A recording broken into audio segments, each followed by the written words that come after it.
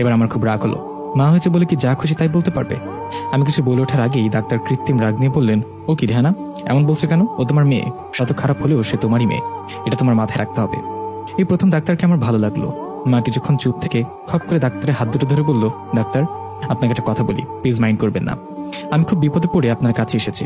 আমি অন্য ডাক্তারের কাছে যেতে পারতাম, কিন্তু আপনি আমাদের ফ্যামিলিগত ডাক্তার, তাই আপনার কাছে আসাটাই বেস্ট মনে করেছি। ডাক্তার এবার চড়াও হয়ে বললেন, আহা বলোই তো, কি হয়েছে? এমন কথা পেঁচানোর কি আছে? মা ডাক্তারের কানে কাছে মুখ নিয়ে বললেন, আমার মেয়ে প্রেগনেন্ট ডাক্তার। ডাক্তার বললেন, তোমার মেয়ে প্রেগনেন্ট? কই, আমাকে তো বিয়ের দাওয়াত দিলে না? আর বিয়ে তো দূরে, আরো 2 মাস পর হওয়ার কথা ছিল না? মায়ের এবার কাঁদো কাঁদো অবস্থা, যে কোনো সময় বর্ষণ হবে। সেটাই তো ডাক্তার, আমার মেয়ের বিয়ে হয়নি এখনো, কিন্তু আমার মনে হচ্ছে আমার মেয়ে প্রেগনেন্ট, অনেক আগে থেকেই প্রেগনেন্ট। ডাক্তার চিন্তিত মুখে আমাকে বললেন, রোজা মা, তোমার এসব কি বলছে? আমি বিরক্ত হয়ে বললাম, আমার মায়ের কথা একদম কানে নেবেন না, আপনি তো জানেন আমি কেমন।